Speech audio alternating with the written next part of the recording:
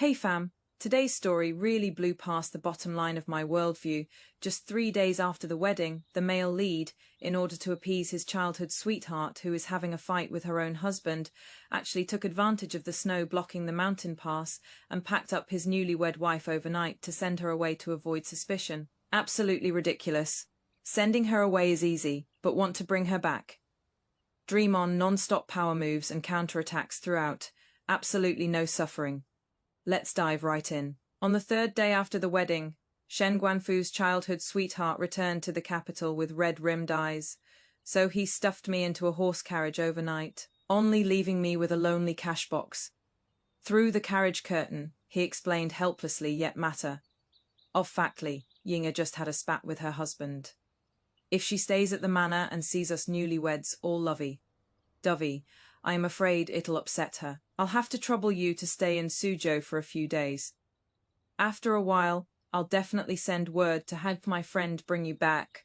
I had the ice-cold wooden works, frozen to the point of nodding repeatedly, staring at him with a blank expression. He actually thought I was being obedient, shaking his head with a light chuckle.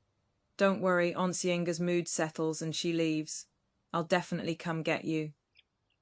But later, when Shen Guanfu finally finished dealing with his messy affairs and came looking, I was lazily leaning on the daybed, a hand with prominent knuckles wrapped around my waist. The man behind me lazily lifted his eyelids. Looking for who? Looking for my wife. She is not going anywhere. I had just closed my eyes and fallen asleep when Shen Guanfu pushed the door open and entered, bringing with him a chill. Ignoring the dark circles under my eyes from exhaustion, he grabbed the money box from the edge of my vanity and shoved it into my arms. It is still early. If we wait until tomorrow when the heavy snow blocks the roads, it'll be too late. I was half urged, half, roughly pushed into the carriage by him, not even having time to grab a cloak to keep warm, the piercing north wind cut like a knife, making me shiver involuntarily.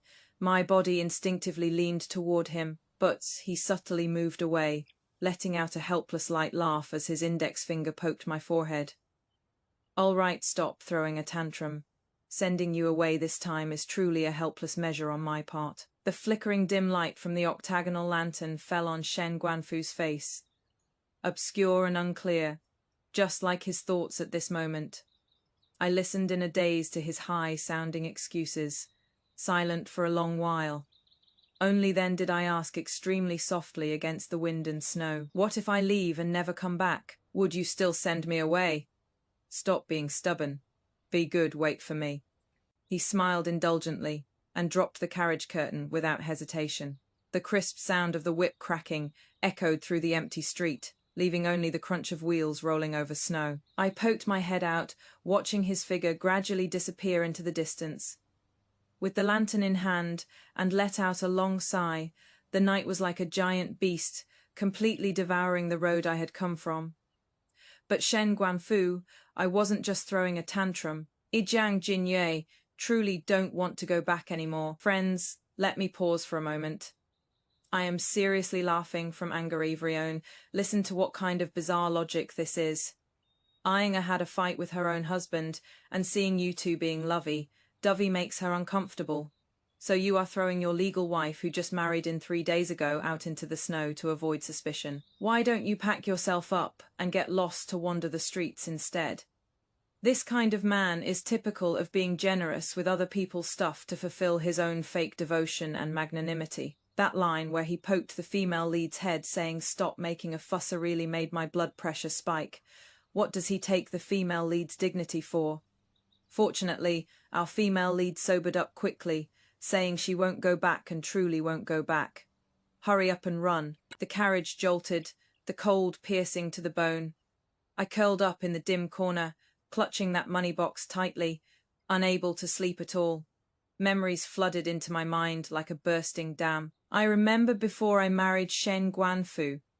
Mother Shen had called him in to lecture him. Her voice wasn't loud, but every single word was like an ice-tempered needle, piercing through the door crack into my ears. She is an orphan girl from the mountains, of unknown origin. Your insistence on marrying her is already more than generous. Why not give her more silver? find her a dependable farmer outside to settle down with. That would fully repay this life-saving debt. Back then, how did Shen Guanfu respond? His words were forceful and decisive. Mother, absolutely not. Without me, Yue would have no way to survive in this world. Since I owe her father a life-saving debt, how could I be so heartless and ungrateful? I watched from afar as she stood in the courtyard, tears streaming down her face, while Shen Guanfu had his back to me, his figure looking particularly desolate and pitiful. Through the servants' gossip, I pieced together the truth.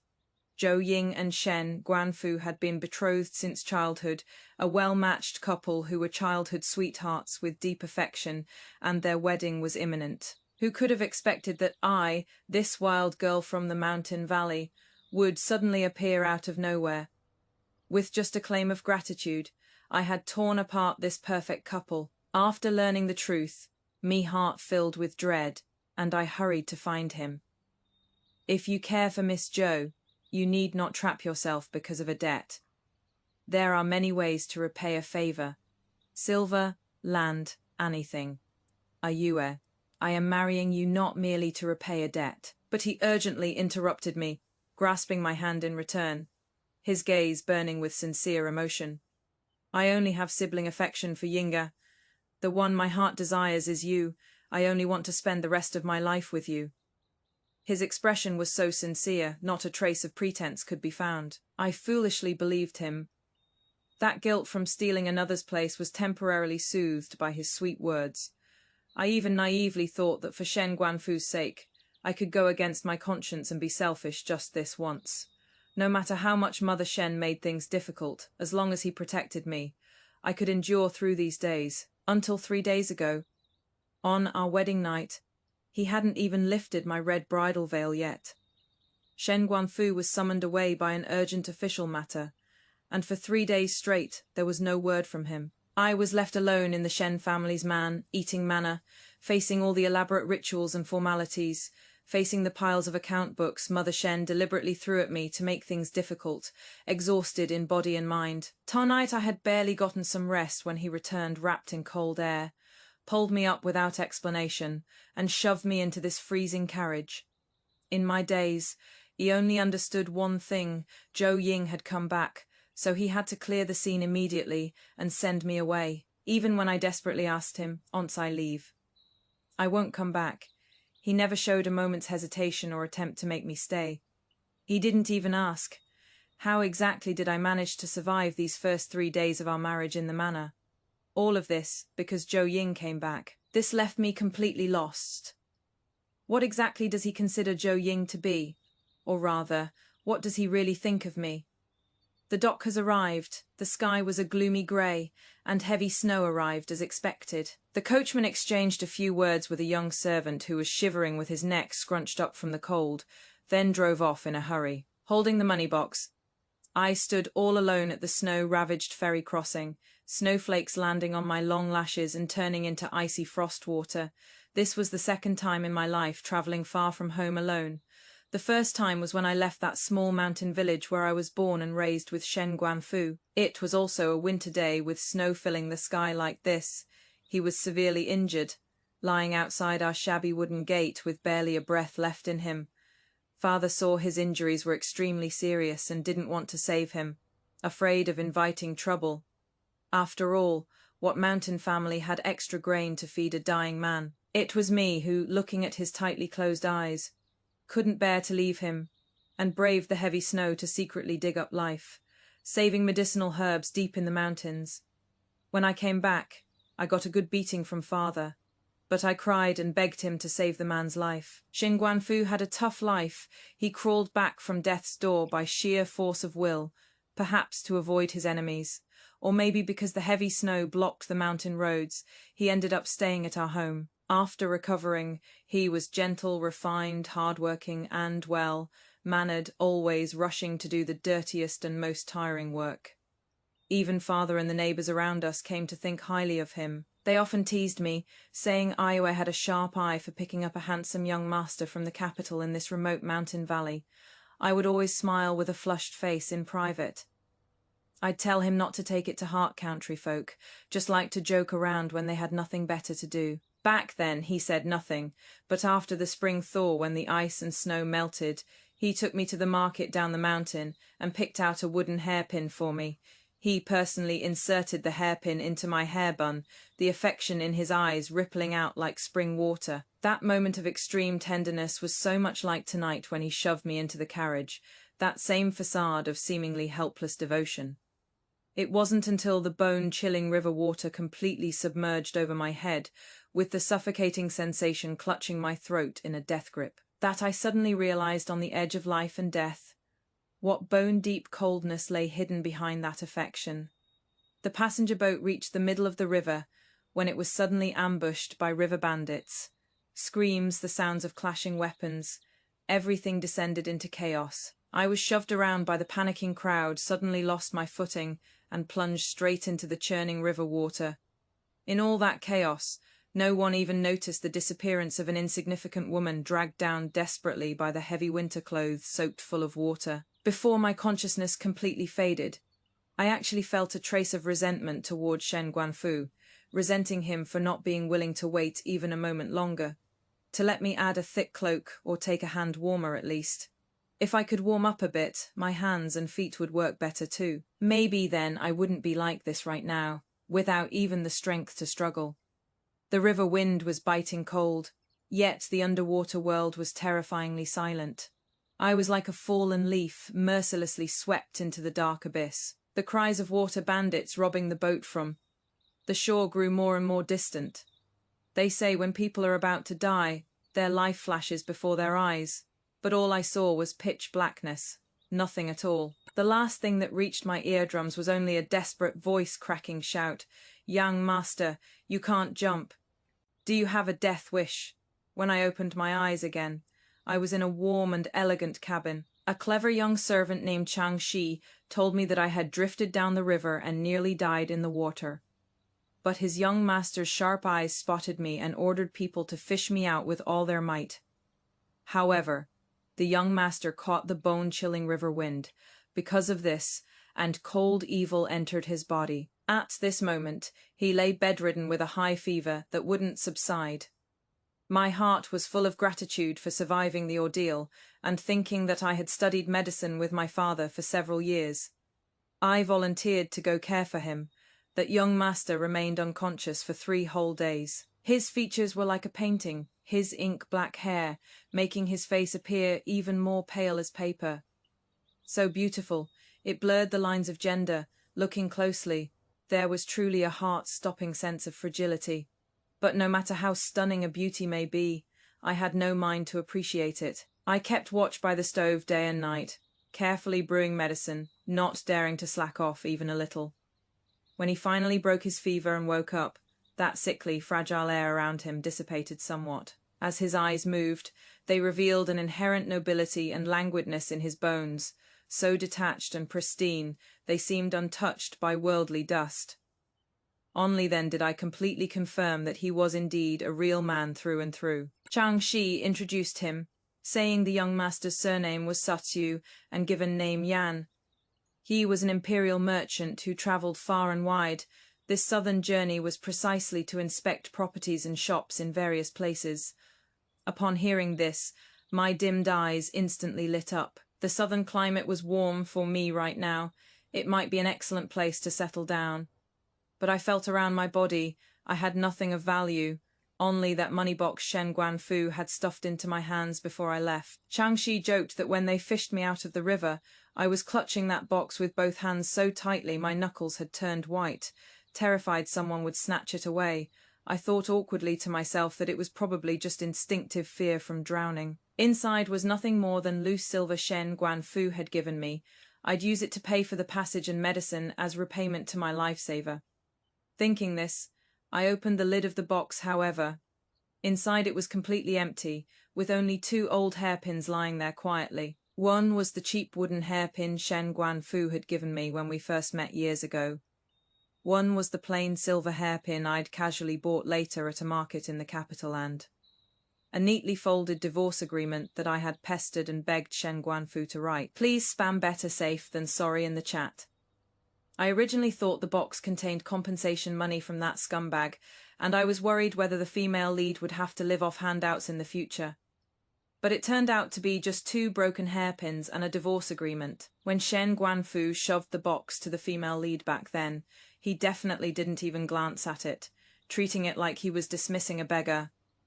He thought the female lead couldn't survive without him, that big tree, but the divorce agreement she had desperately pestered him for back then became her strongest card today. When you stop loving, just turn the page completely. With the divorce agreement in hand, she can openly look for the next guy. How satisfying is that?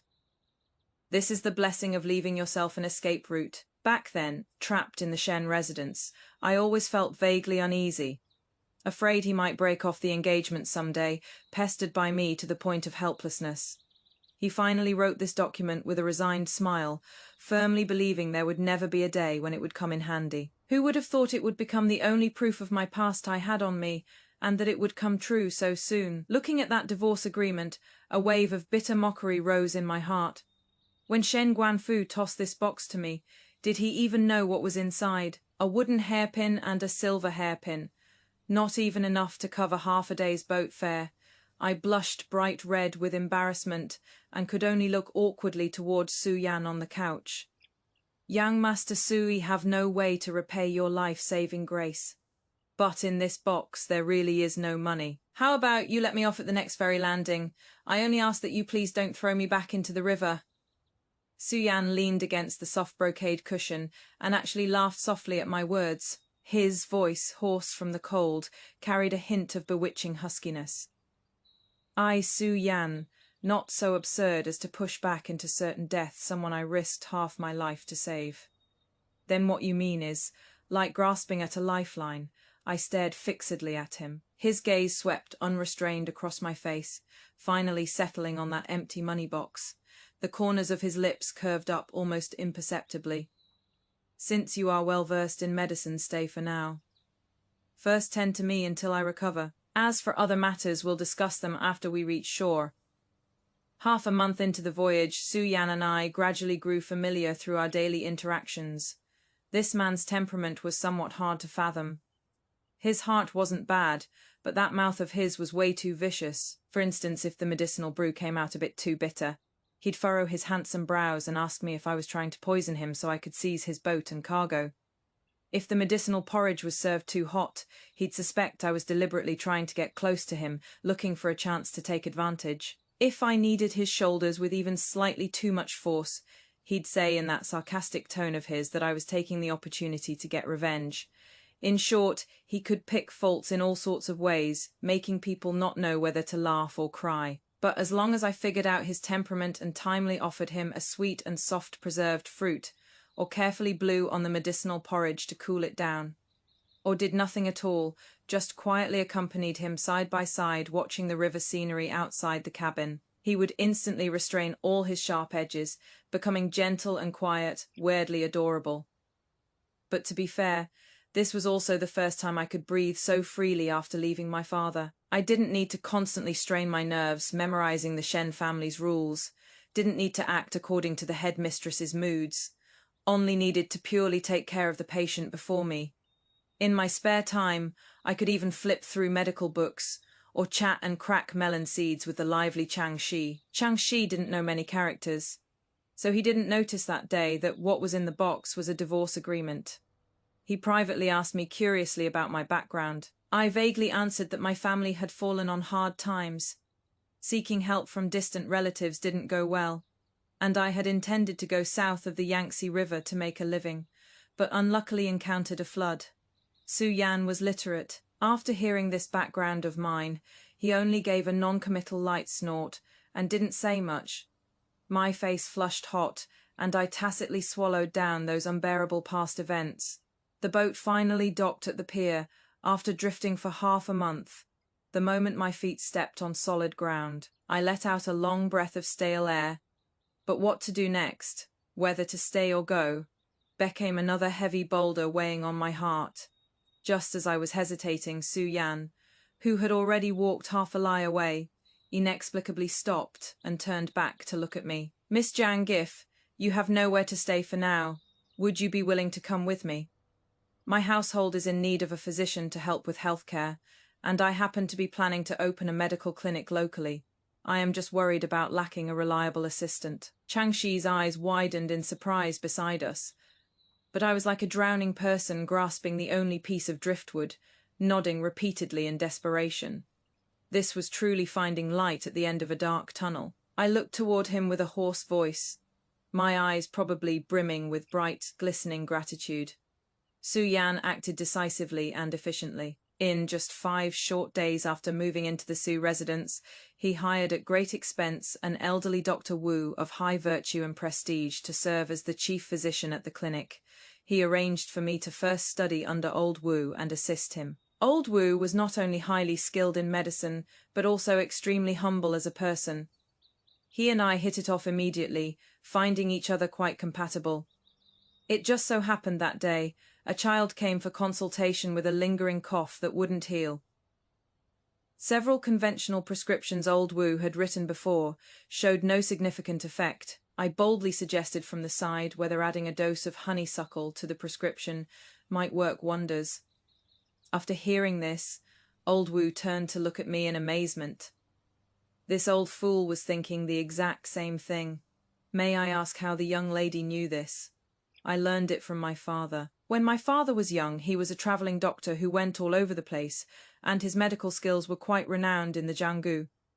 The most dangerous time was when he was blindfolded and taken to treat a young master from a high official's family in the capital, who had been born with a congenital deficiency. At that time, many imperial physicians and famous healers were at their wits' end, but it was my father who took a risky move using an ancient remedy and forcibly pulled that child back from death's door. Later, when that young master recovered from his illness, he actually blushed and held my hand, saying he wanted to repay me, but my father laughingly stopped him. Who would have known that the next day his parents actually came with generous gifts to propose this childhood betrothal? This scared my father quite badly, and he packed up overnight and fled with me.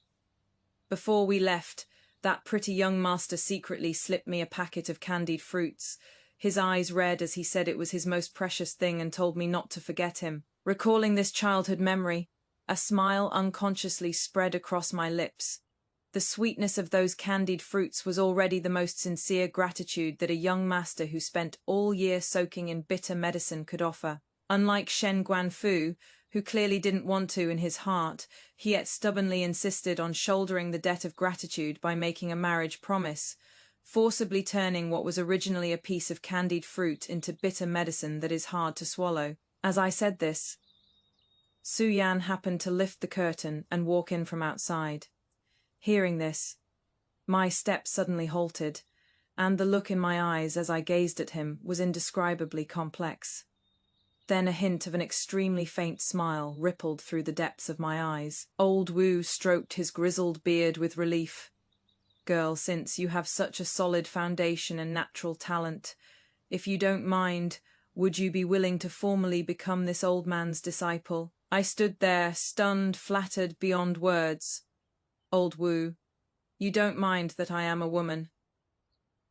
Times were hard, and for a woman to practice medicine and show her face in public inevitably invited criticism and harsh judgment from society. A healer has the heart of a parent. Before patients, what distinction is there between men and women? Old Wu stroked his beard and laughed heartily. "Back then, your father was willing to pass all his medical skills to you, so he must have had this kind of open-minded thinking too." At the mention of my late father, my nose tingled with emotion.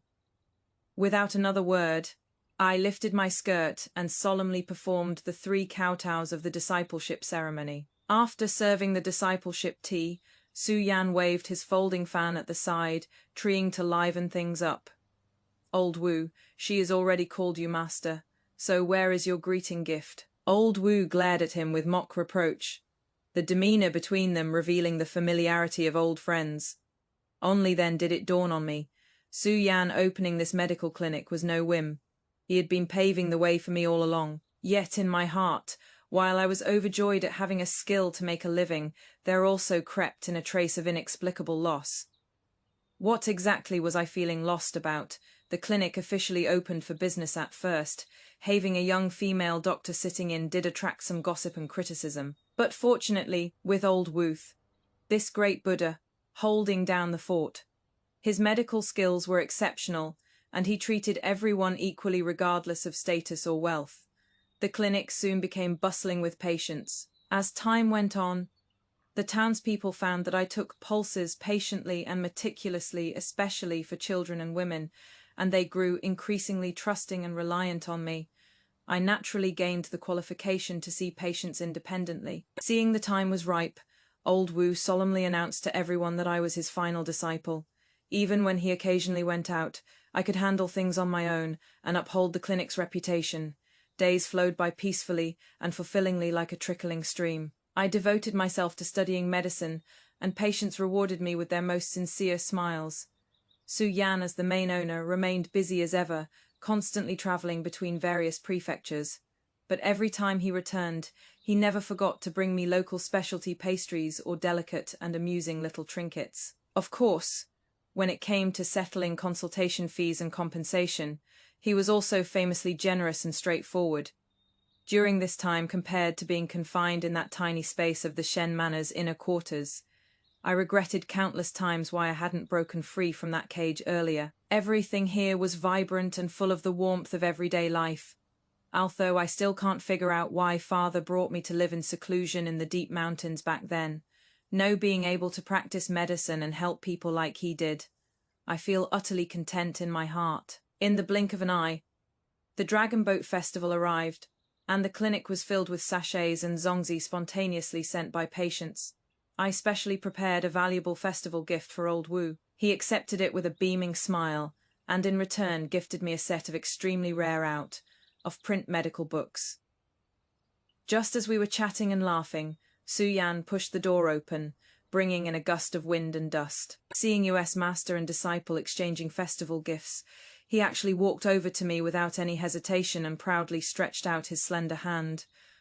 "Where is mine?" I smiled with pursed lips and took out an embroidered pouch with mugwort patterns from my sleeve and handed it over. Su Yan snatched it up, the joy in his eyes impossible to hide, yet his mouth habitually complained with disdain.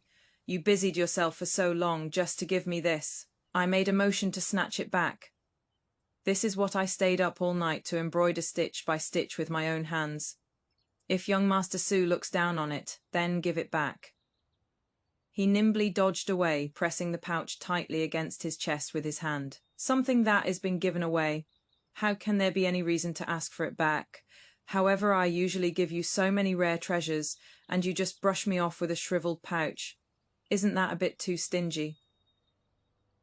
I let out a light snort and raised my chin. "If you smell it carefully, what is inside is calming and purifying powder that I personally prepared.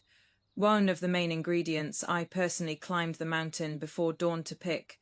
You won't find a second one in any pharmacy in the entire city." What I didn't tell him was that the medicine had an extremely mild nature and was greatly beneficial for his constitution, which had been deficient since childhood. It was extremely rare. If young Master Su still feels short-changed, then I am out of options. Who told him to be so filthy rich? This meager token of sincerity from a poor scholar like me naturally seems insignificant in his eyes. He let out a proud little huff and reluctantly accepted it. After spending so much time together, I understand his tough on the outside, soft on the inside temperament too well, though he reeks of money from his business dealings. There isn't a shred of cunning in his bones. In his interactions with others, he has his own sincerity and principles. Of course, these words of praise I only dare keep in my heart. As my thoughts wandered, I recalled the Shen Manor. The people there were accustomed to measuring everything by power and wealth. Ivrione forgot that I, Jiang Jinyue, was Shen Guanfu's lifesaver. When Mother Shen was bedridden with illness, I attended to her day and night without rest, yet she coldly rebuked me, saying I had ulterior motives and was inappropriately currying favor. Thinking about it now, I really was being presumptuous. After being a doctor for so long, I can't bear to see others suffer from illness, and always think I should help whenever I can. But I forgot that a wealthy aristocratic household like the Shen Manor doesn't need a doctor at all. What they need is someone like Zhou Ying, graceful and elegant, capable of upholding the family's reputation as the matriarch of a distinguished household, not someone like me, a country bumpkin with a rustic air, who only knows some unrefined medical skills. Fortunately, I forced him to write that divorce letter. And fortunately, heaven has eyes. That box, through a twist of fate, ended up back in my hands. Thinking of this, I looked at Su-Yan with an added layer of gratitude.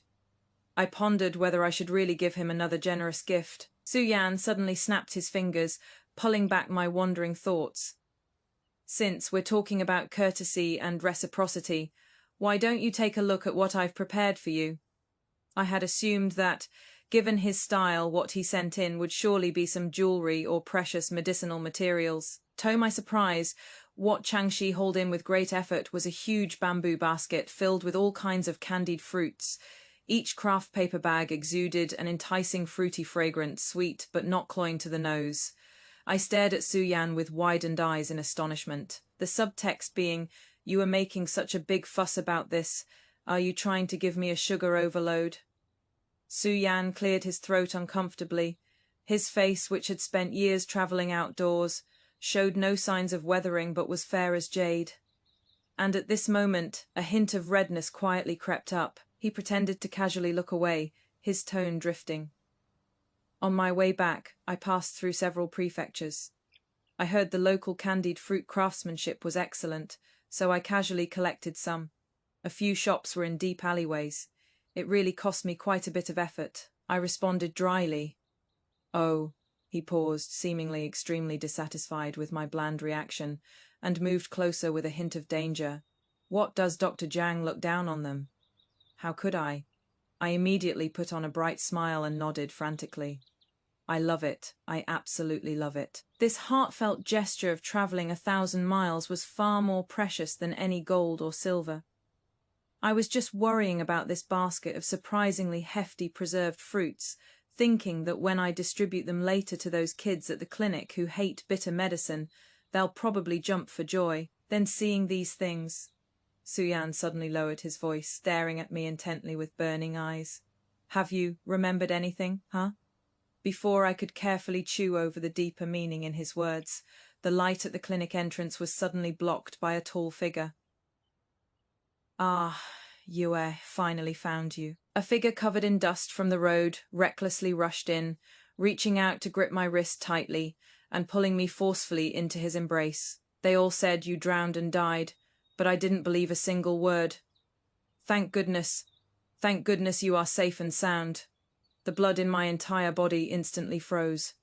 This trembling yet incredibly familiar voice, it was Shen Guanfu. "Ah yeah, stop this nonsense and come home with me." His arms tightened more and more around me, his tone full of suppressed longing and remorse. "You must have suffered so much during this time away. It is all my fault. I shouldn't have made you travel in that heavy snow. I swear, I'll never let you leave my side again." He was immersed in his own regret, talking to himself. That is when I finally snapped out of it. I forcefully pushed him away and decisively stepped back 2 paces to put distance between us. Shen Guanfu's eyes were ringed with dark circles, and he looked gaunt and haggard. Clearly these past days had been truly tormenting for him. But I looked at him quietly, my heart completely unmoved, as if separated by a lifetime. "How does Lord Shen have the time to come here?" I asked in a distant tone. He was clearly startled, then struggled to force out that gentle smile I knew so well. "Of course I came to bring you back to the capital, are you? If you are still too angry and want to stay here a few more days to clear your head, I'll stay and keep you company. It is just that the office is swamped with work, so I am afraid I can't stay long." He smiled, and tried to reach for my hand again. I looked at him coldly, and stepped back once more. "Lord Shen should set off back to the capital as soon as possible. The office work is heavy. And Miss Zhou surely needs someone to look after her too. Please don't delay your career on account of this commoner girl. You really won't come back with me." The smile on his face instantly froze, gradually cracking apart. "Are you, just how long are you going to stay angry? Are you mad that it took me this long to find you?" "I am not angry. I stated the facts with complete calm. Winter snow melted, spring flowers bloomed and faded, and in a blink it was already midsummer. An entire season's worth of time. Even the most intense love and hate should have long been scattered by the river wind. Then what is this all about? His voice was hoarse and strained as he tried to explain in panic. Yinga went back to her own home that very day. When I learnt the ship you were on met with disaster, I searched for you along the river, searched for you for a long time. Yue, you must understand, no matter how urgent official duties are, they can't compare to your safety. Indeed, his haggard appearance made it clear he wasn't lying. Sincere, earnest, deeply affectionate. If it were the former Zhang Jinyue whose heart and eyes were full of him, hearing these words would have surely moved her to tears. But the current me only found it utterly ridiculous. Official duties can't compare to me. Then who was it that left me alone in an empty room on our wedding night? And who was it that I waited for day and night at the Shen residence, only to be put off again and again with the excuse of official duties? What is always stood between him and me has never been just Zhou Ying alone. Sisters, if you encounter this kind of ex, you must run away overnight. Have you all noticed? Even now, Shen Guanfu still hasn't realized where he is fundamentally wrong. He thinks the female lead is just throwing a tantrum, thinking that as long as he shows a bit of travel, worn affection and remorse, the female lead should be grateful and go home with him. His love was full of condescending arrogance. He kept saying official duties can't compare to you. But the core issue is, deep down, he never truly respected the female lead's independent value as a person. Belated affection is cheaper than grass. RIU now is Dr. Zhang with a career and prestige, who still cares about going back to that crappy estate to be a doormat. I turned around, gazing at the clinic behind me, filled with the fragrance of medicinal herbs, feeling nothing but warmth and solidity in my heart. Shen Guanfu, you are utterly wrong. That estate of the Shen family was never my home. This place is. I didn't know what words to use to make him understand that I had only stayed here for a short season. Yet it far surpassed all the years I had experienced since leaving those mountains. Shen Guanfu was anxious and about to argue again, when Su Yan beside him suddenly let out a cold laugh. That laughter echoed leisurely, bluntly cutting through the tense standoff. Lord Shen, your calculations are really loud and clear. To appease your lady confidante, you pushed your newlywed wife into a perilous snowstorm. Know that she is safe and sound. You still have the face to come here and play the devoted lover. Shen Guanfu's face instantly darkened like the bottom of a pot, glaring fiercely at Su Yan.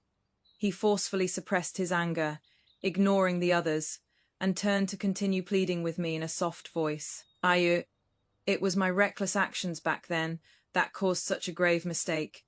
Let me apologize to you outright. What will it take for you to stop being angry and come back with me? Lord Shen, there is really no need to apologize. I let out a soft sigh and said frankly, you and I have long since divorced. There is really no need for this. Absurd, how could we be divorced? He urgently tried to rush over and grab me, but Su Yan stepped forward and blocked him firmly. He stared at me in disbelief. His brows knotted into a tight knot. Is it because of him? We properly bowed to the family altar and heaven and earth. You are already my lawfully wedded wife. I've told you before, what I have for Yinga is only youthful affection and guilt. The one I truly love is you. Stop throwing these tantrums that hurt our relationship outright. He struggled to reach his hand toward me, his tone almost humble. I didn't expect such a dangerous accident to happen on the river either. As long as you are willing to come back with me, whatever compensation you want, I can give you. Whether or not this is just a tantrum. Doesn't Lord Shen have any idea in his heart? Su Yan coldly interrupted him, his chin tilted up arrogantly. Moreover, this young master has greater wealth than you, more handsome features than you, and most importantly, I would never be fickle and let my wife suffer even the slightest grievance. For Jinyue to choose me, isn't that perfectly reasonable? Having said that, he tilted his head slightly, glancing at me with a hint of provocation in his eyes and brows. I pressed my lips together, quietly gazing back at him, seeing the two of us staring at each other so obliviously. Shen Guanfu's face had already turned iron blue. The next instant, his face darkened even more, as if ink could drip from it, because a yellowed piece of paper had landed squarely in his arms. The 3 large characters divorce document on. It were familiar yet glaring. I walked out from behind Su Yan, calmly meeting his bloodshot eyes. Lord Shen, look carefully. This is what you personally wrote and shoved at me back then. Actually, whether what you feel for Zhou Ying is love or guilt. I stopped caring long ago. Between you and me, perhaps there was once some meager affection and kindness, but we could never be pure. Just as you couldn't wholeheartedly protect me, I am also unwilling to continue compromising in this deep courtyard mansion for your sake. There are thousands of ways to repay kindness in this world. You really don't need to cage me by your side like a canary. Now I have medical skills and can support myself. I smiled with relief, gesturing for him to look at this vibrant medical clinic. I can live extremely well on my own, without needing to guard that sunless square courtyard anymore, being your second choice after weighing pros and cons. Most importantly, I am staying here not for anyone else. It is simply because staying here, I am happy every single day. Just at this moment, children's clear laughter like silver bells came from the street corner. During the Dragon Boat Festival, the sound of drums from dragon boats on the river echoes thunderously. Outside the door, a few children who often come to the clinic for treatment and medicine ran in cheerfully, stuffing Zongzi wrapped by their families into my arms, chirping and chattering noisily around me. Dr. Jiang, these Zongzi have red date and sweet bean paste filling. They're super sweet. I smiled and patted their heads, thanking them gently. The children turned around and swarmed Su Yan again, shouting loudly with childish candor. Brother Sumi Mom was still going on about it yesterday, asking when exactly you are going to marry our Dr. Jiang. That is right, that is right. If you don't send the betrothal gifts soon, Auntie Wang from down the street is going to set Dr. Jiang up with someone. My mom said, you keep blocking the doctor's good prospects like this. That ain't something a proper person should do. Listening to the children's innocent chatter, Su Yan actually burst into hearty laughter and smoothly extended his long arm to loosely wrap it around my shoulder. He wasn't just speaking to the children, but also declaring his claim to the deathly pale Shen Guanfu, who is spreading rumors that I am not marrying her. She has long been my Su Yan's bride-to-be, who just hasn't crossed the threshold yet. This young master was feeling under the weather recently and didn't get around to doing it up proper, but once we pick a good day, I'll definitely invite you all to eat wedding candy till your bellies are full. Hearing there would be candy to eat, the children immediately cheered joyfully and started spinning in circles around the hall. Shen Guanfu was bumped by a running child and staggered, his body swaying. He stared at me in a daze, his lips trembling and mumbling non-stop, happy. But this divorce letter clearly wasn't written by me. Su Yan didn't give him a chance to finish his words at all, tightly holding my hand and unceremoniously issuing an order to leave. Lord Shen, today is the Dragon Boat Festival. The clinic is closed for the holiday, so we won't be receiving outside guests. Please go back to wherever you came from. His palm was warm and strong, gently squeezing my fingertips with a comforting intent. I only felt a warm current surge through my entire body and obediently let him hold my hand. As for that shattered, painful gaze Shen Guanfu cast my way, I pretended not to see it. Go back, these 3 words. How familiar they sound. Back when I was at the Shen estate, full of grievances, I'd go find him to complain about the injustices in the inner quarters. He was clearly so free that he could accompany Zhou Ying on lake excursions to admire flowers. Could accompany Mother Shen to Fanyin Temple to offer incense and worship Buddha. But as soon as it came to me, all that remained was an impatient "you go back first," when I refused to leave.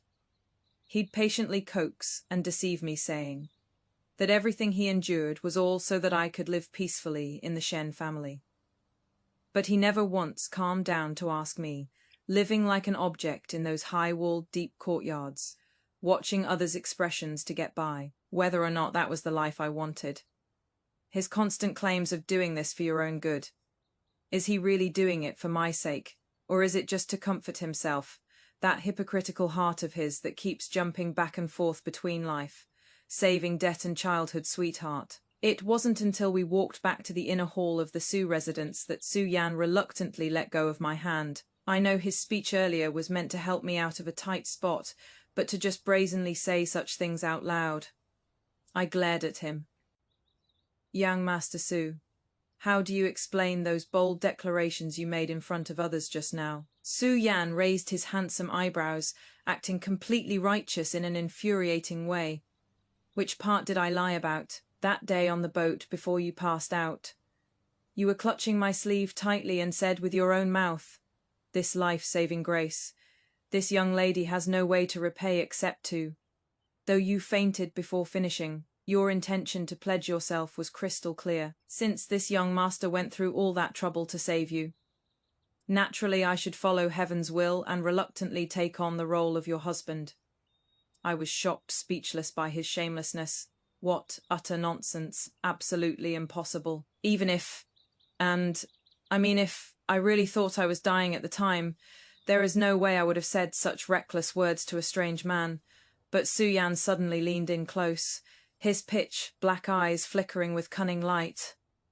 Oh, perhaps I was sick and confused and remembered wrong. But then again, his two slender fingers picked up a piece of candied fruit and brought it directly to my lips.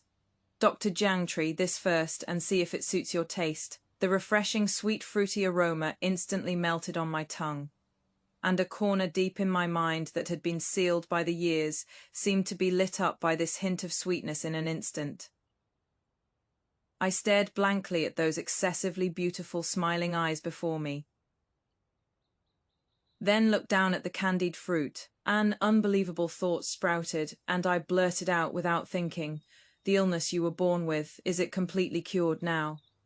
The smile at the corner of Su Yan's lips suddenly rippled outward, his eyes full of triumphant satisfaction at getting what he wished for. Oh my! Or slow-witted Dr. Jiang has finally remembered.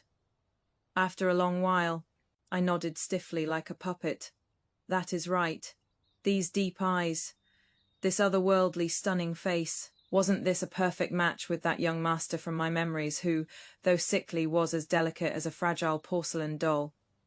Me heartbeat suddenly skipped a big beat. The two of us just stared at each other like that, and those embarrassing jokes from childhood instantly flooded my mind.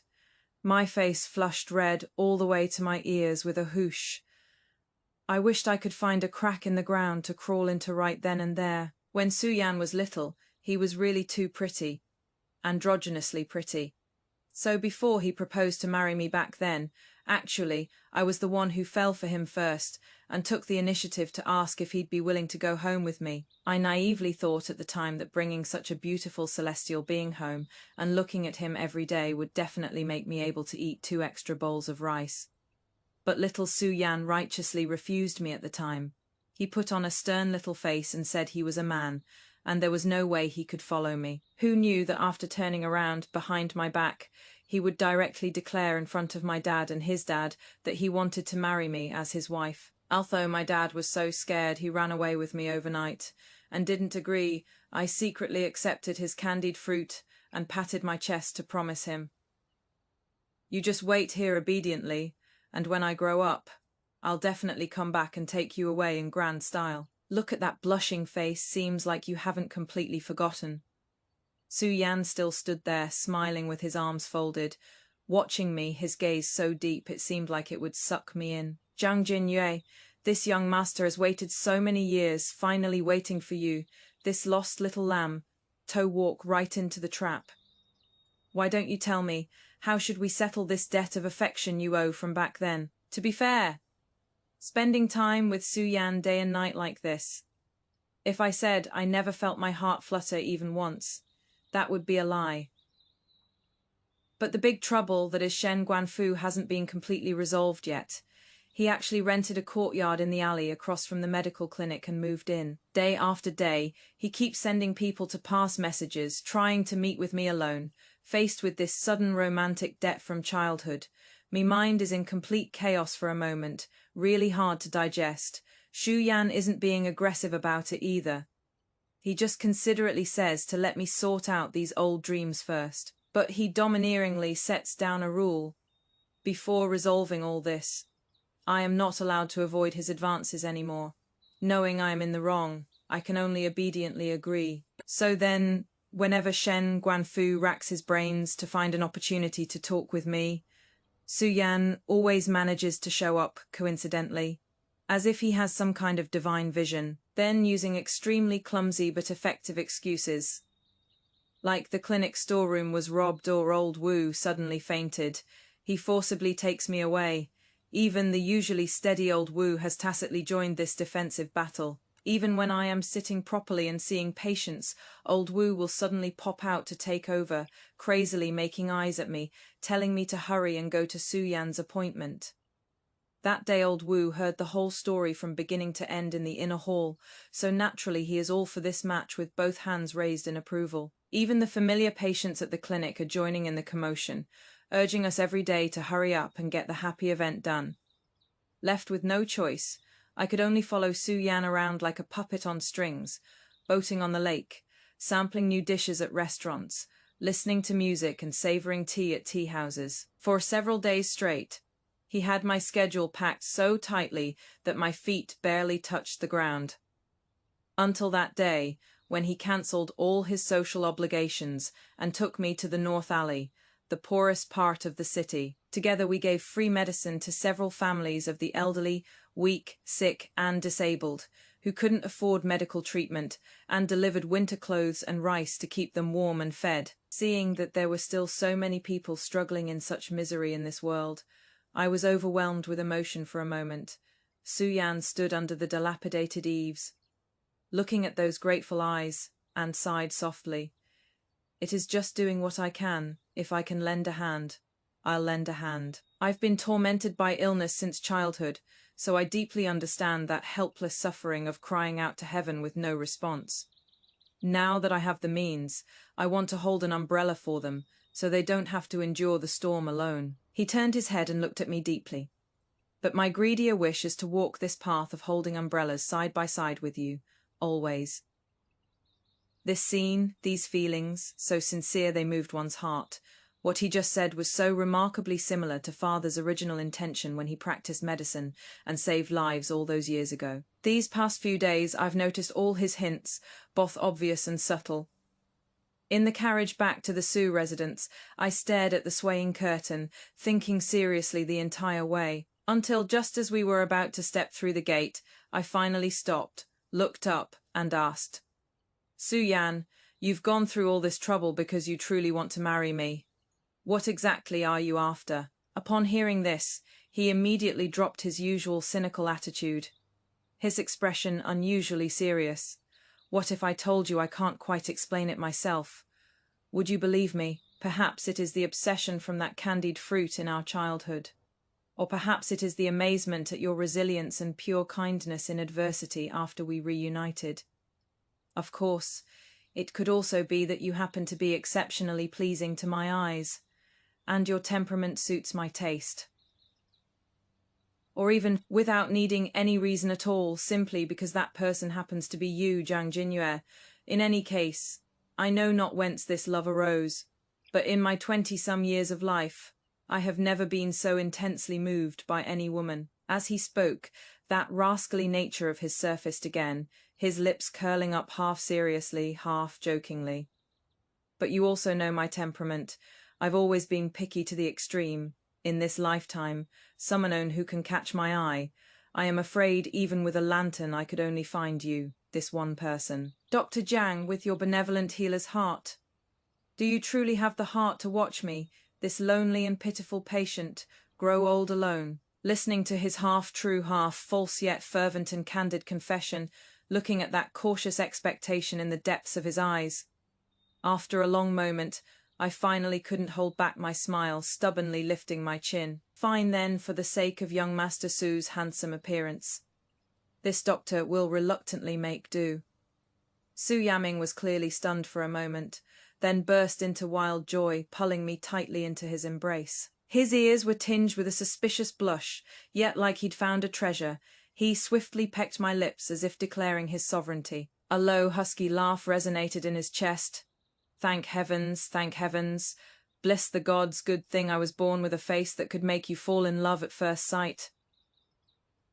Is that so? Lying against his chest, I thought to myself that actually, of everything about Su Yan from head to toe, the least worth mentioning was precisely this face of his.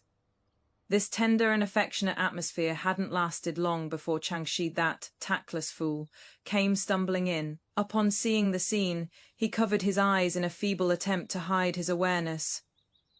"Oh my, young master, Dr. Jiang. I am so sorry, so sorry. I really didn't mean to come ruin the moment." Su Yan let out a displeased cold snort. "Am I forcing anyone here? What are you covering your eyes for? Spit it out. What happened?" Only then did Changshi cautiously peek through his fingers, grinning obsequiously at me. "Actually, it is not some earth-shattering matter. It is just that Lord Shen outside has gone crazy and barged in despite everyone trying to stop him." When Shen Guanfu angrily stormed into the inner hall, Su Yan was lazily holding my waist, the two of us leaning intimately against the couch, looking through a medical book together. Hearing the commotion, Su Yan didn't even lift an eyelid. The arm around my waist tightened instead, as he drawled out his question knowingly. "Oh my, Lord Shen barging into a private residence like this. Who might you be looking for?" "If you are looking for my wife, then I am afraid you are out of luck. She is not going anywhere. Stop spouting nonsense." Shen Guanfu was so angry his eyes turned bloodshot, looking like they might split open. "You never married you at all. I've already sent people to investigate thoroughly. She is just a student registered at your medical clinic in name only. There is nothing between you two. You were never even engaged. You have no sense of propriety.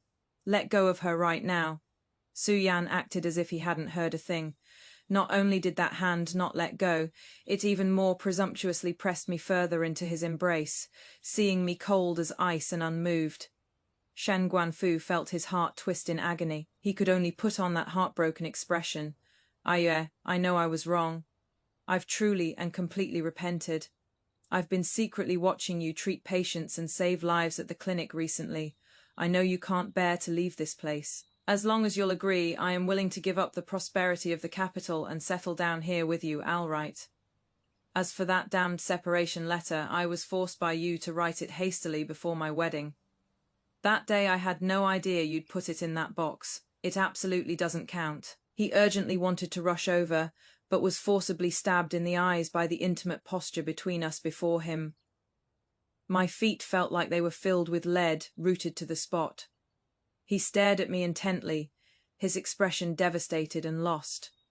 "Haven't you always dreamed of having your own medical clinic? As long as you come back with me, I'll immediately fund the biggest and best one for you. You can be completely in charge yourself. Why stay here, watching others' faces and being beneath them?" I impatiently swatted away Su Yan's large hand that was deliberately wandering around my waist. It was clear as day to me. The reason Su Yan let this lunatic in was simply to use this opportunity to force me to make a clean break with the past. And Shen Guanfu had been obsessively entangling me for so long, it really was time to put a complete end to it. I calmly sat up straight from Su Yan's embrace. "Shen Guanfu, those grandiose promises you just made, even you can't fool yourself with them, can you?" Shen Guanfu suddenly froze. I looked him up and down with an extremely indifferent gaze. "Never mind that you are the sole heir of the Shen family, with a boundless future in the capital. Just think about how much scheming and calculating you've done in the first half of your life to climb up. Could you really bear to give up everything you've painstakingly built in the capital and stay in this godforsaken backwater for someone like me, a small-time female doctor from the countryside?" His lips moved as he tried to argue back, but I didn't give him any chance to speak at all. Taking 10,000 steps back, even if you are so overwhelmed right now that you say you are willing. But what about 10 years from now, 20 years from now, when plain meals and simple tea wear away your sense of novelty? Will you go back on your word again just like you did with Zhou Ying, and blame me for your unfulfilled ambitions? By then we'll have become a resentful couple torturing each other, ruining both our lives. Where will I be able to retreat to then? Shen Guanfu's pupils suddenly contracted like needles. What I said to Yinga that day, you heard it all." "That is right." I calmly met his shocked gaze. Not a single word missed. I heard everything crystal clear. I heard how he consoled Zhou Ying that day. He said, what Zhou Ying valued in him, wasn't it? His honorable integrity as a gentleman. Since he is a gentleman, he must swallow the bitter fruit and repay my father's life. Saving grace, he solemnly vowed that my father died because of him, that this was the shackle of a human life, and he had no choice but to marry me. But from beginning to end, he never once said to Zhou Ying that he no longer loved her. Nor did he ever say that the person he loved was me, Jiang Jinyue. Between every line of his words, what filled them was always just the ice-cold, suffocating word responsibility. Listening to it only made me feel unbearably miserable. What made me miserable wasn't that he didn't love me, but that he was using my father's death to build himself a monument of virtue. Me father's death was indeed connected to the troubles he brought upon us. But my father absolutely did not die to save him. An outsider, father died to cover for those innocent, simple neighbors who got dragged into this, to hide the neighbor's not yet full-term baby in the cellar. He unfortunately slipped and fell down the steep slope while trying to lure the villains away. When Shen Guanfu and I fought desperately to find father, the last words the old man left behind were merely hoping that Shen Guanfu, for the sake of their acquaintance, would look after me a bit more in the future, to take me out of those mountains, let me see the world outside, and keep me safe and happy. That would be enough. Father never once forced him to marry me. So Shen Guanfu, I don't resent you, but I will never be grateful to you again. Now I have followed my father's dying wish, left the deep mountains, and seen how vast the world is. I have the skills to stand on my own feet and can give myself a bright future with my own hands. If you still feel that debt of gratitude suffocating you when you wake up at midnight, you can easily convert it into real gold and silver to compensate me instead of using repayment as a pretext to marry me unilaterally in the name of marriage. To trap me to death. These words struck at his heart with every sentence. Shen Guanfu seemed to have his spine pulled out, staggering back a large step. But that stubborn obsession of his still hadn't dissipated. Fine, even, if you refuse to return to the capital with me no matter what, I'll accept that divorce letter. But open your eyes and look. You can't choose someone like Su Yan either. He is a merchant reeking of money to his very bones, valuing profit over parting. How could such a deeply scheming person ever give you any sincerity? Su Yan had been watching the show from the side, but upon hearing this, he could no longer restrain himself and slammed the table as he stood up. Surname Shen, stop gilding yourself here. You claim to be a refined gentleman, but what you've done is even more revolting than the most hypocritical people. I am a merchant. Yes, I value profit, but who says merchants can't also value loyalty and righteousness? At least this young master won't be like certain hypocrites, eating what is in the bowl while still eyeing another in the pot. Having said that, he slightly turned his head, gazing at me with tender and affectionate eyes. In this lifetime, I, Su Yan, will only acknowledge one wife, devoting all my sincerity and fortune to her, protecting her for the rest of her life. Who can't spout pretty words? Shen Guanfu trembled all over with anger, turning his head and desperately trying to dissuade me. Ah, yeah, even if you don't want to reconcile with me now, I can still give you more banknotes first, arrange your entire latter half of life properly for you. You must not be fooled by this villain's honeyed words. Clang. A crisp sound interrupted his incessant rambling. Su Yan laughed in extreme anger, casually pulled out a heavy black iron token from his sleeve, and hurled it forcefully at Shen Guanfu's feet. Put away that condescending attitude of yours right now. Open your eyes wide and see clearly. Look across this entire realm. Besides me, Su Yan, who else could possibly be worthy of her? Jiang Jinyue. Me. I glanced in confusion at the pitch. Black token on the ground. Its patterns were intricate. I didn't recognize it. But subconsciously, it seemed like I'd seen a similar object on that beautiful young master from the Su family when I was a child. Shen Guanfu bent down suspiciously to pick it up. He only looked at it for a moment. When he raised his head again, his originally ashen face had turned deathly pale, as if he'd seen a ghost. He looked at Su Yan in shock, then stiffly turned his head to look at me. In the end, that persistent and pestering momentum of his completely crumbled, his entire being exuded a sense of defeat, as if the tide had turned against him. With a hoarse voice, he desperately made one final inquiry. Have you truly made up your mind, with no room left for reconsideration? Although I was as curious as a cat about what kind of overwhelming power and authority that token represented, and really wanted to ask Su Yan about it. But if I spoke up now, it would be equivalent to exposing to Shen Guanfu that I knew nothing about Su Yan's background, to completely extinguish any hope from this cancer Shen Guanfu. I nodded emphatically without hesitation. Yes, since we're parting ways amicably, let each of us find our own happiness. I only hope, Lord Shen, that from now on, with mountains high and waters long between us, we each take care of ourselves and never cross paths again. Shen Guanfu let out a miserable laugh, a sound more unbearable than crying. As if all his vigor and spirit had been drained from him in an instant, he weakly lowered his proud head, like a walking corpse, stumbling and staggering as he turned to leave. Until he reached the entrance of the main hall, he suddenly stopped in his tracks, turned his head back, and took one last look at me with an expression of utmost complexity and intense longing. Immediately after, right in front of me, with a thud his knees hit the ground, and facing Su Yan's direction, he respectfully performed an extremely standard grand bow. The Su family's generations of upright family tradition, I Shen have never dared to question it in the slightest. But Su Yan, I warn you, I hope you can likewise never betray her. Otherwise, even if it means being shattered to pieces in the future, I will definitely snatch you back from your side with my own hands.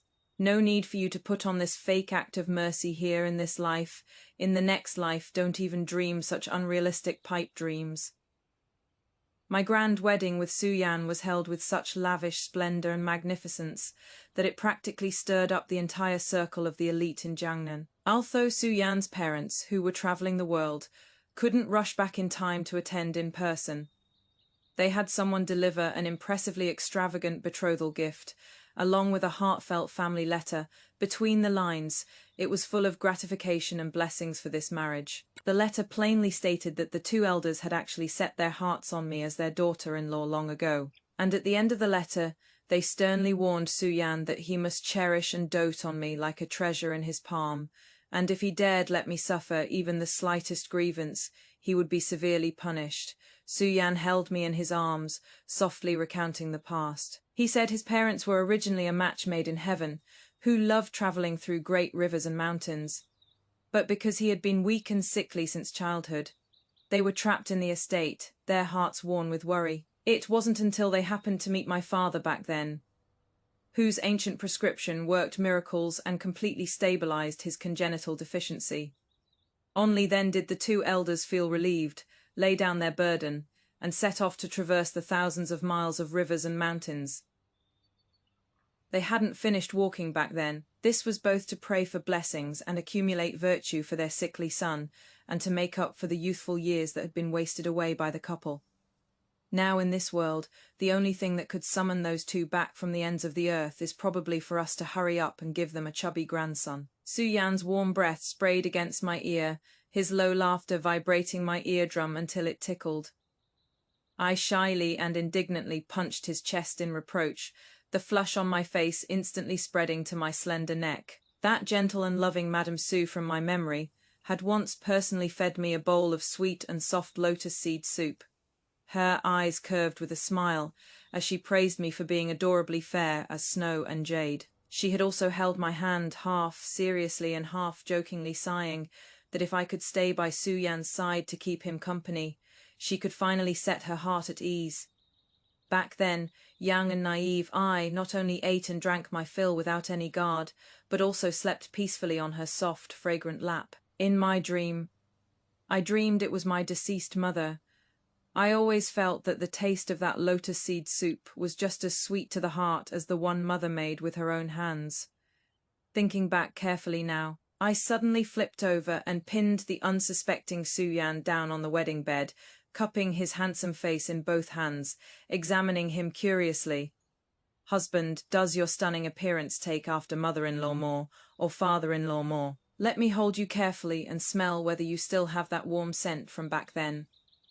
Su-yan's handsome face instantly flushed with a layer of red. Those deep eyes quickly took on a dangerous darkness, and with a swift, agile flip, he reversed the situation, holding me firmly in front of him. This appearance of mine naturally takes after my mother, but this persistence in my bones is absolutely from my father. His voice was low and husky, carrying an aggressively gentle aura. Dr. Jang Tonight's beautiful evening. You'd better experience it thoroughly and carefully. Red candles flickered, affection lingered. The room's warmth and sweetness quietly overflowed into the night. When I struggled to get up the next morning, I supported my sore waist and sighed helplessly. Who the hell has been spreading rumors that Su-yan is a frail, sickly weakling?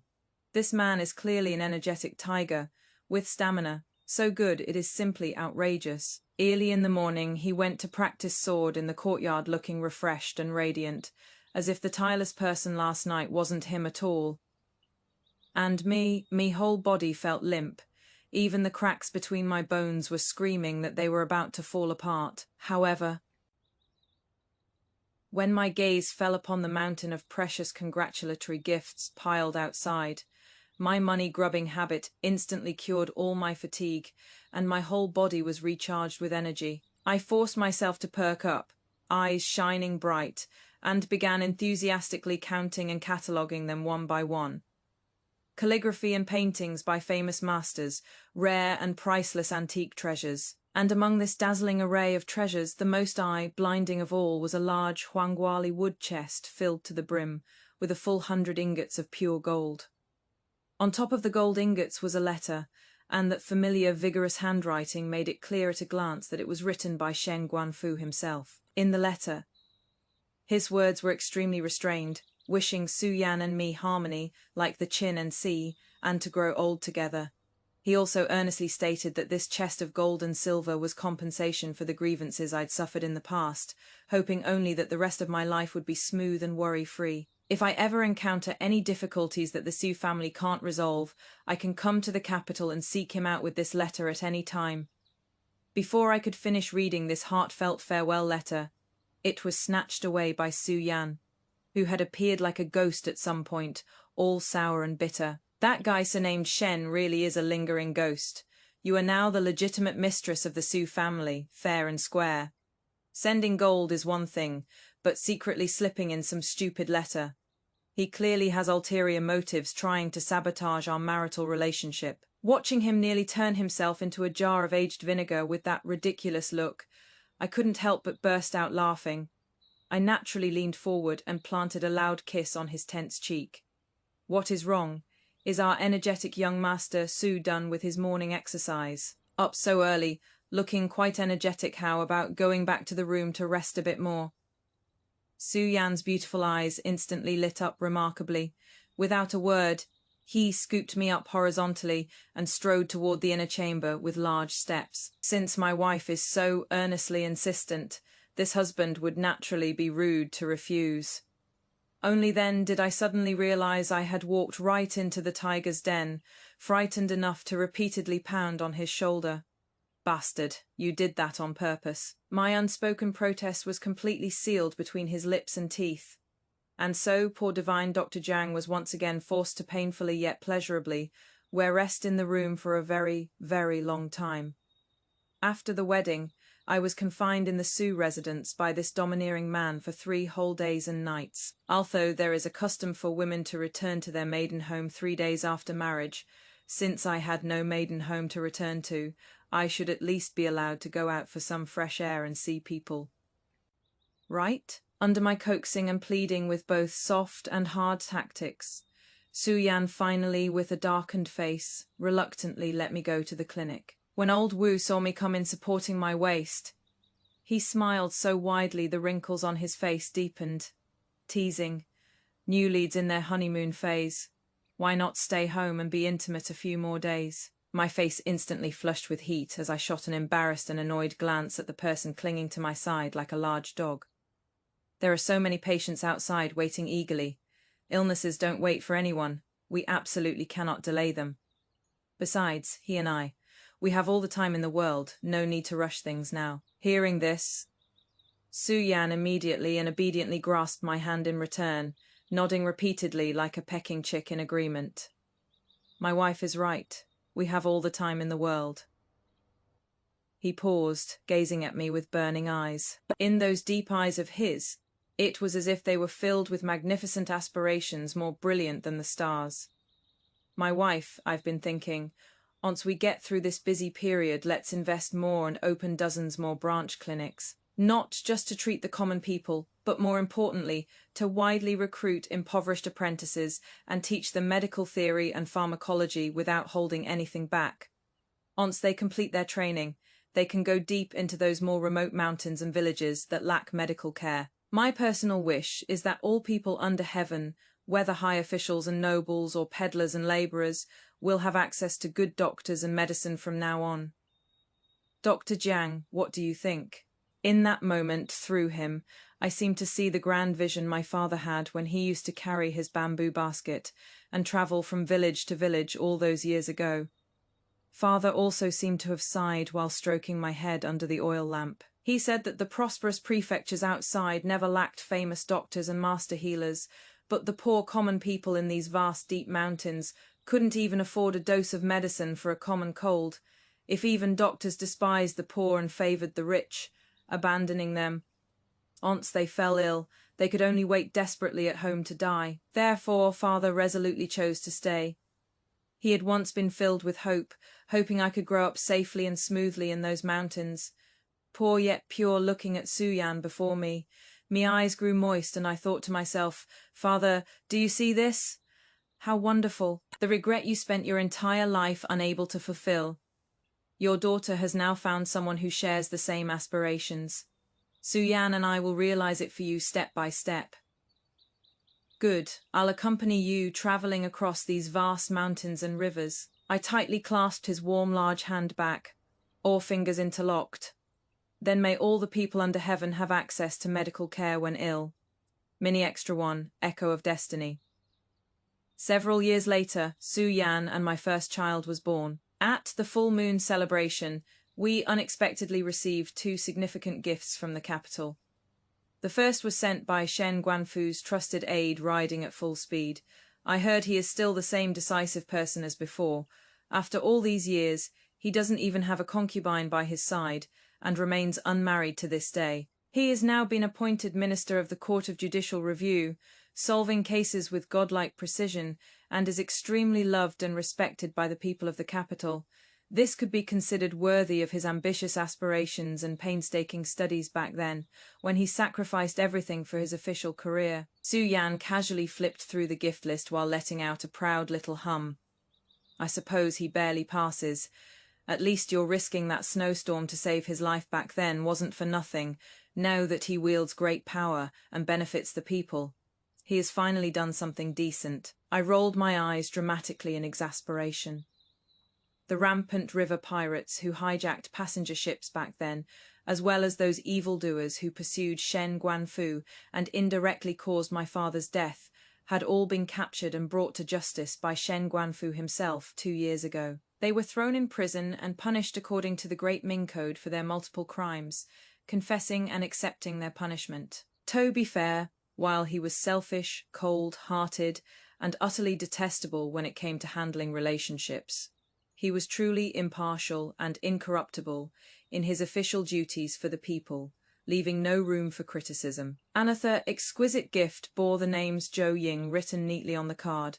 In the letter accompanying her gift, she wrote that upon learning of my current prosperity, she felt deep admiration and respect. Over these years, the Jiang charitable halls and medical clinics, supported by the SEU family's financial resources, had blossomed throughout Jiangnan and even the Central Plains region, gaining widespread renown. She frankly admitted in her letter that back at the Shen residence, she had once caught a distant glimpse of me through the spirit wall. Unfortunately, back then her heart and mind were completely trapped in the emotional pain and unwillingness of being broken off from by Shen Guanfu. Not only did she fail to get acquainted with me, she even harbored jealousy and resentment in her heart. But now she has long seen through matters of the heart, obeyed her parents' orders, and married a truly good man. The husband and wife treat each other with respect and courtesy, living smooth and stable lives. She also sincerely and genuinely wishes Su-yan and me a lifetime of happiness together. At the end of the letter, she even inquired with an extremely sincere attitude whether there might be an opportunity to become my disciple and learn some medical arts and healing skills from me. I immediately picked up my brush and wrote her back with a smile, saying that the doors of Jiang's clinic are always open to her, warmly welcoming her to visit Jiangnan in the future. We can not only be sisters, but also discuss and exchange medical knowledge together. I've always felt that Zhou Ying is a woman who is extremely intelligent and reasonable at her core. She dares to love and also dares to hate. After seeing clearly that Shen Guanfu chose to give her up for the sake of gratitude, although she suffered and cried, she didn't cling desperately or hurt others from the shadows like those vicious female side characters in storybooks. Instead, she decisively turned around, cut her losses in time, and sought out her own good match. A woman who can pick up and let go like this deserves to have her own happiness.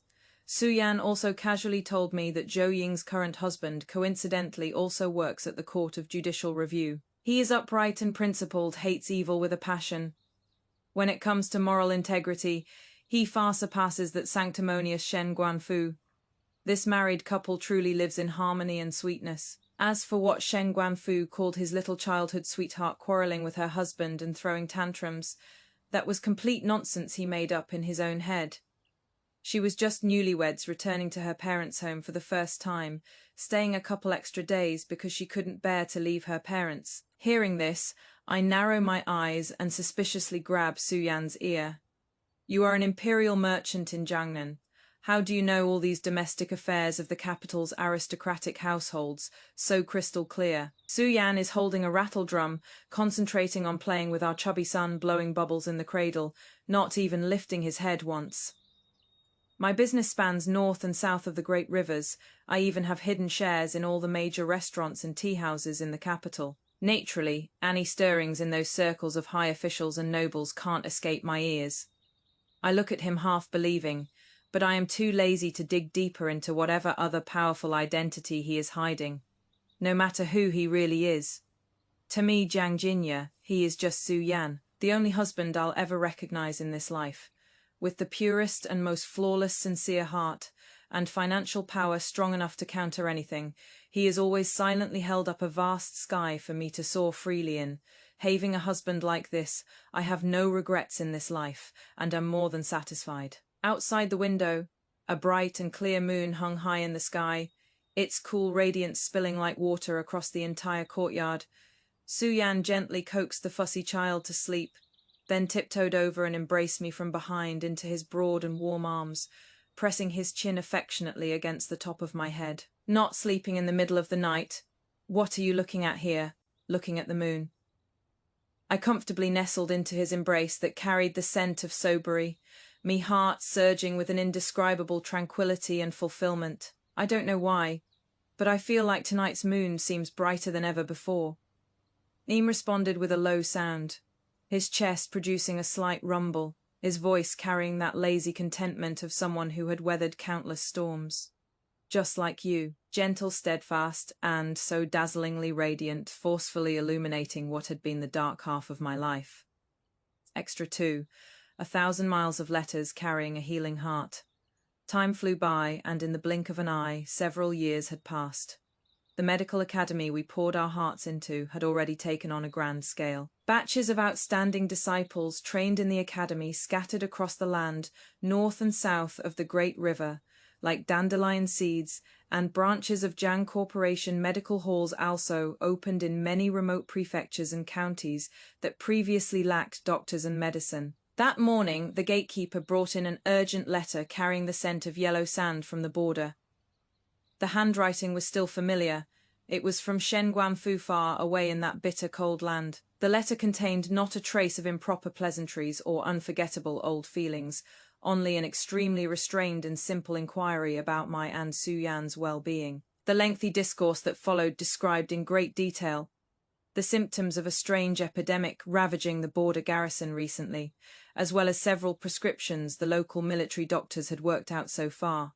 In the letter, he earnestly asked me whether, based on my experience, these prescriptions needed any improvements or reconsiderations. Enclosed with the letter was also a thick stack of illustrated guides to medicinal herbs unique to the border region, which he had ordered people to collect from all over and had drawn himself. I read through it carefully and openly handed the letter to Su-yan beside me. Su-yan only glanced over it briefly, and instead of flying into a jealous rage like before, his reaction was surprisingly calm.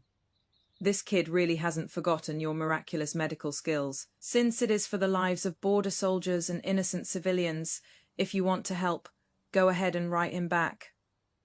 I nodded with a smile, lifted my brush and dipped it full of thick ink, and meticulously wrote a reply by the dim candlelight. Not only did I provide several extremely crucial medication suggestions regarding the pathology of the epidemic and the military doctor's prescriptions, but I also included a catalogue of several medical texts on rare and complicated illnesses that I had just compiled over the past 2 years. And at the end of the letter, he openly stated that if the border ever had urgent medical needs in the future, they could send someone with a letter to discuss it at any time. After sending off the messenger from the border, Su-yan wrapped around my waist tightly from behind, like a boneless large dog, pressing his chin heavily on my shoulder and neck, his voice carrying a sour and sulky tone. Our Dr. Jiang is now a living bodhisattva renowned throughout the land. Even the border general commanding heavy troops and a second-rank court official have to eagerly write letters to humbly consult you. I turned around with amusement, intimately hooked my hands around his neck, and stood on my tiptoes. What is this? You were acting all magnanimous just now, and now Boss Su is getting jealous over this old vinegar again. How would this husband dare? The corners of his eyes and brows were instantly tinged with a smile as he lowered his head and planted a heavy kiss on my lips. I just suddenly feel that to be able to marry such a wife who cares for the world and saves lives. I Su-yan truly blessed beyond 3 lifetimes. Yes, life is vast like the sea, and worldly affairs are like white clouds and grey dogs. I was once a caged bird trapped in the confines of a deep residence by the word repayment. And I was once rootless duckweed that nearly perished at the bottom of the cold river, drifting with the current. But stumbling and staggering to this day, I have finally broken free from the shackles of fate and found my own vast world with my own 2 hands. Even more fortunately, along the way, I found that person willing to spend a lifetime with me, walking side by side, enjoying these vast rivers and mountains together for the rest of our lives. Like this, it is wonderful. Phew, finally finished telling everyone this story. After reading the ending, Elena's heart really feels all warm and fuzzy, just like drinking a big cup of warm honey pomelo tea on a cold winter day. So comforting. Actually, what moved me most about the entire story wasn't how domineering and devoted Su-yan was in the later part, or how rich and doting he was to his wife. It was our female lead, Jiang Jinyu's bone. Deep break it down to build it up, ultimate clarity and awareness. You see, at the very beginning of the story, she was actually kidnapped by moral shackles.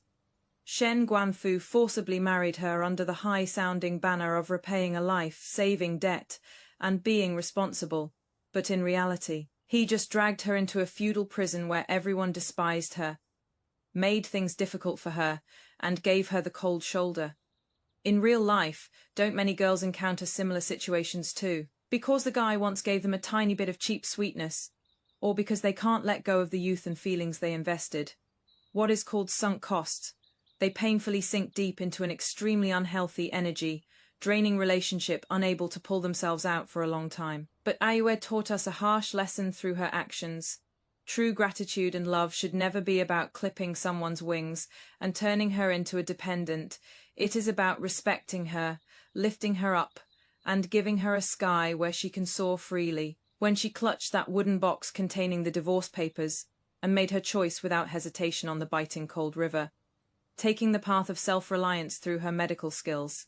At that moment, she was no longer the Mrs. Shen, who depended on the household and watched people's faces. She became Dr. Jiang, famous throughout the land and respected by all. What is even better is that as her inner strength grew and her status rose, even Zhou Ying, her former love rival, who once looked down on her, could completely let go of past grievances, openly and honorably pursue her own happiness, and even humbly seek her advice in return. What does this show? It shows that when you are excellent enough, brilliant enough, even the energy field around you gets purified. Those shitty people and shitty situations, those draining things that once brought you pain, will naturally be washed away by the current of fate. So me babes, no matter when, no matter what stage of life you are in, please make sure you always keep the confidence to leave scumbags and leave environments that drain you. Go work hard to learn a skill that can help you stand firm in society. Go fight like hell for your own career. Go read more books and see a broader world. When you've sailed through 1,000 journeys and finally stand at the mountain peak shining bright, that Su Yan Hu is willing to accompany you to see all the beautiful scenery in the world and hold an umbrella for you, willingly will definitely be waiting there for you with eyes full of amazement. Promise me forever and ever. Be the irreplaceable leading lady in the script of your own life. Love you all. See you in our next amazing story. Don't miss it.